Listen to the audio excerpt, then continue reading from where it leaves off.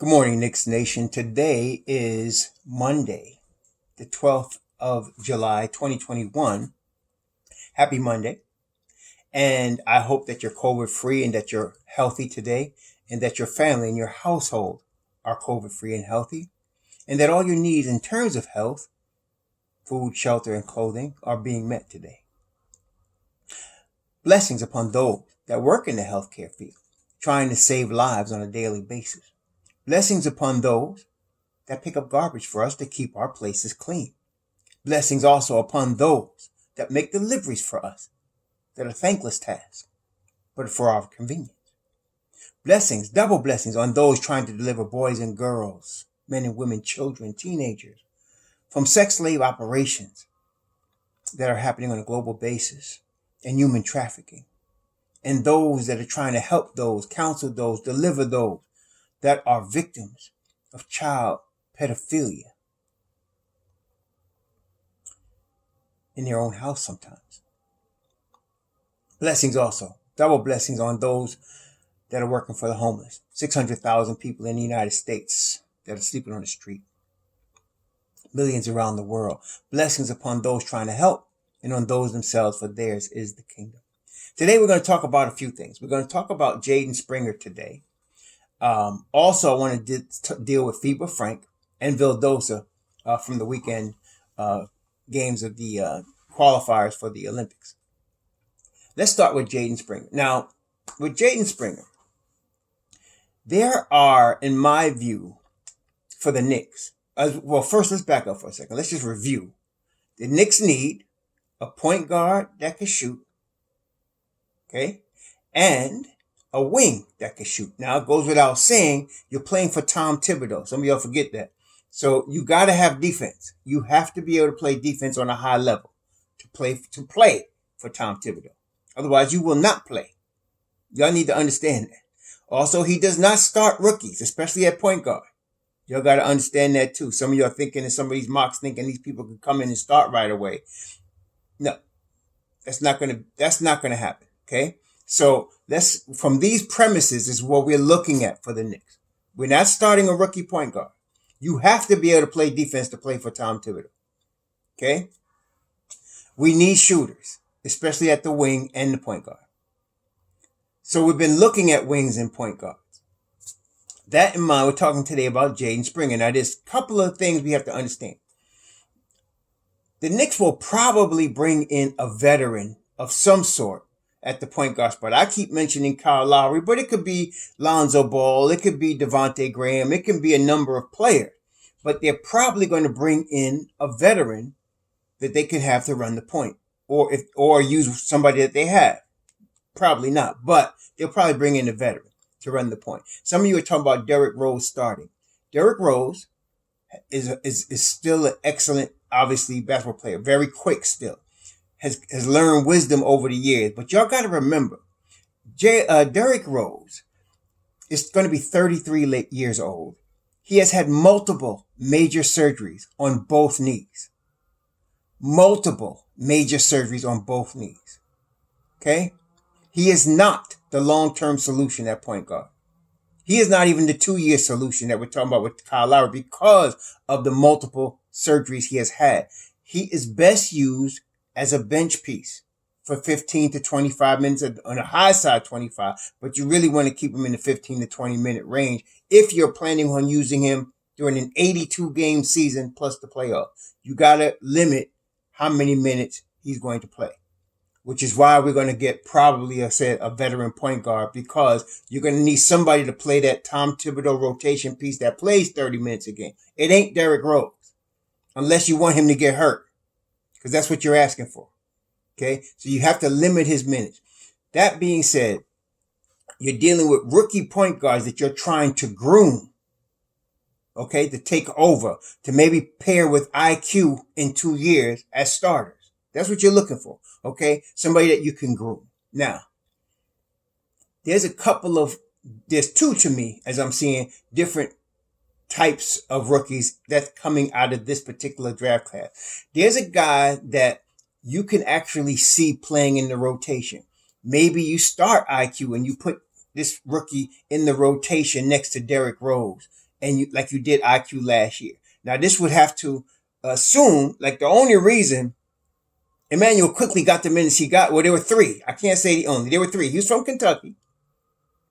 That means something. He could shoot. And he played decent defense. He came off the bench playing defense. Okay? That's why he was playing in the rotation. So, and you're going to have two of those. You're going to have to be able to shoot and play defense to get into the rotation. So if you're looking at rookies, you could look at guys that might be able to get in the rotation that way.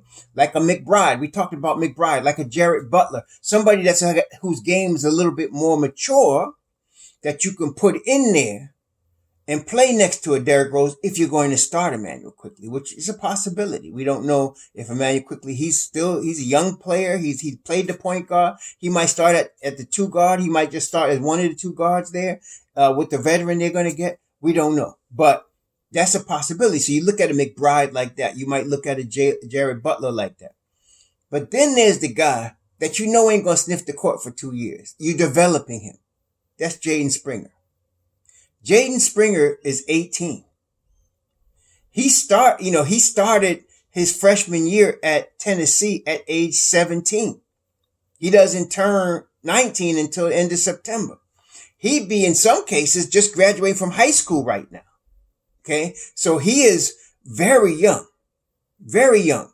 And so, and you see that if you watch some of the videos of him, he's got a lot of upsides. Matter of fact, I would say, of all the guards that we're looking at, he's got the most upside because of his age, because of his body. 6'4". This kid is young enough. He could still be growing. I wouldn't be surprised if at some point he became solid 6'5".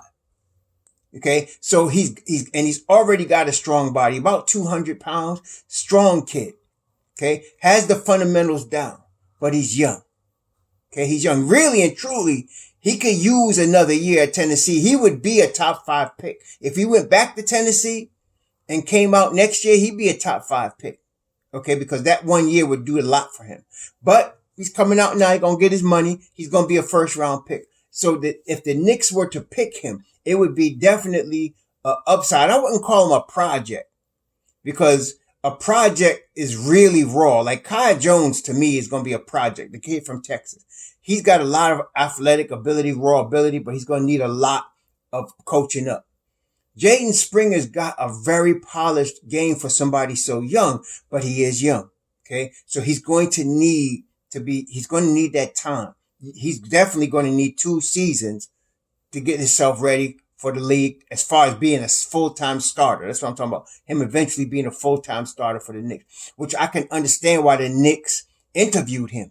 Because he's got the most upside. To me, of all the guards coming out at age 18, he's got the most upside. This kid could really be a star in a couple of years, but you got to give him that time. Don't throw him out to the wolves right away. You see what happened last year when Detroit threw that 18-year-old boy out there and he got hurt, right? He got hurt and it's an adjustment. You can't just throw and Killian Hayes, was big, strong kid. And he played pro ball in Europe, but he was young. You try to throw a kid out there too fast like that, you're asking for stuff like that. Trouble. You're asking for injuries to happen because they're young. Okay. Their body is not ready yet. You got to give them that time.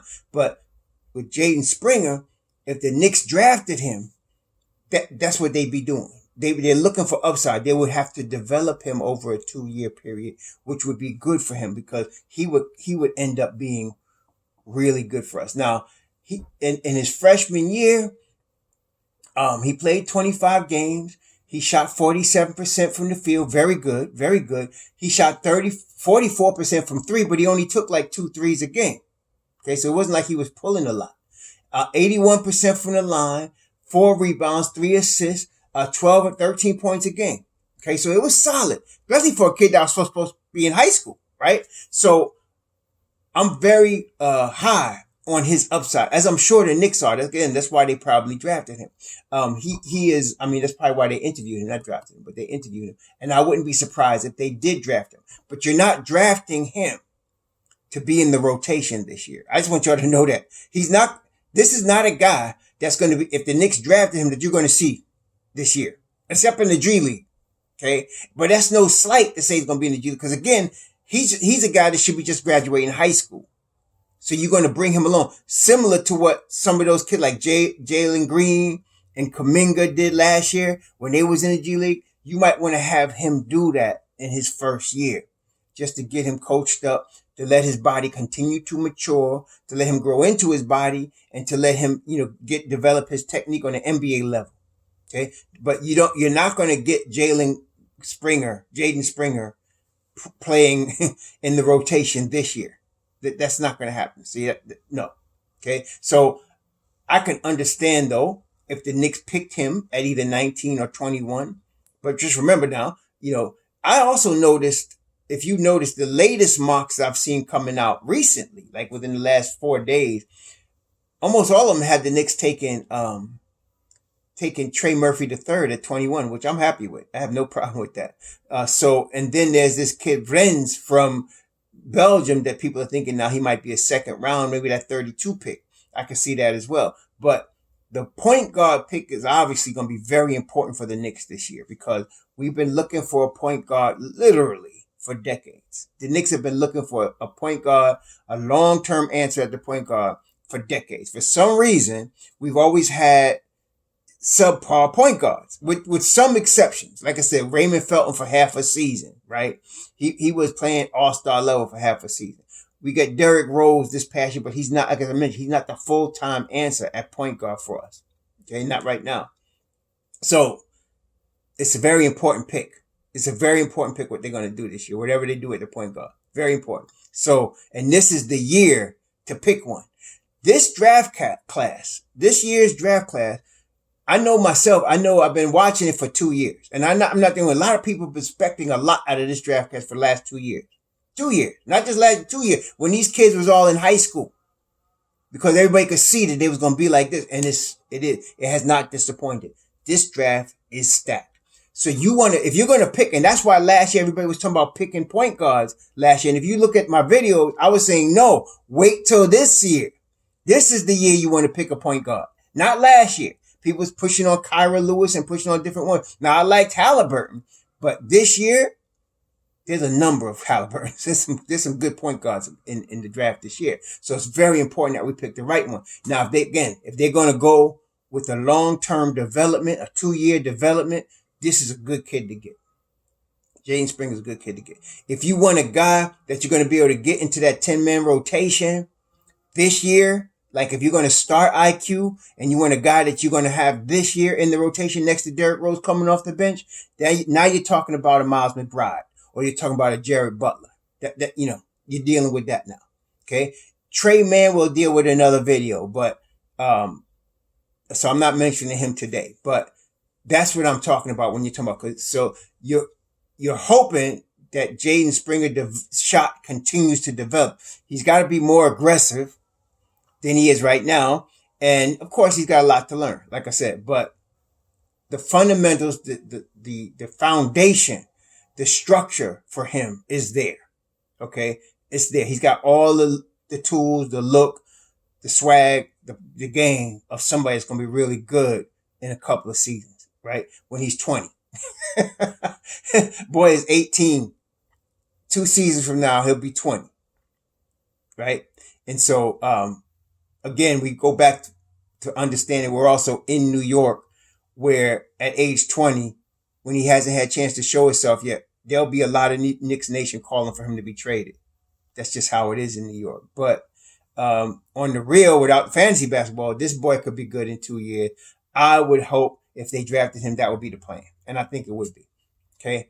Yeah. So there's that. So if they drafted this kid, to me, that's a signal. IQ's coming off the bench with D Rose, and they're getting a veteran, and they're going to be grooming this boy to play the backcourt with IQ in 2 seasons. Okay. So that's that. FIBA Frank. I saw the highlights. I saw some of the game with the French national team, and I saw the highlights of Vildoza as well. Everybody was hyped because the boy Vildoza hit a half-court shot.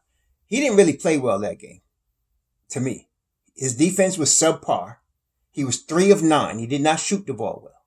Okay, and so I was not impressed with Vildoza. I know everybody was hyped because he's like a new gift that you're unwrapping the package.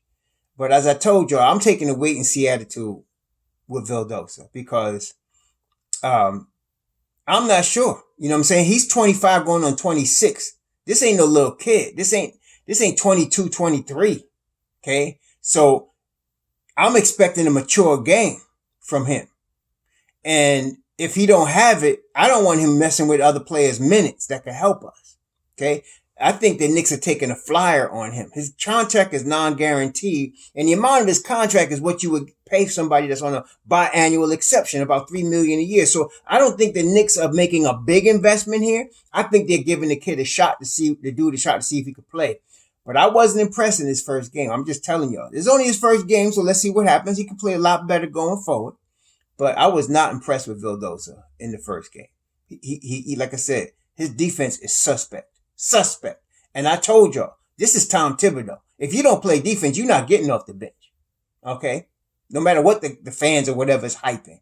That's just how he is with Tom. And I like that about him. Now, FIBA Frank.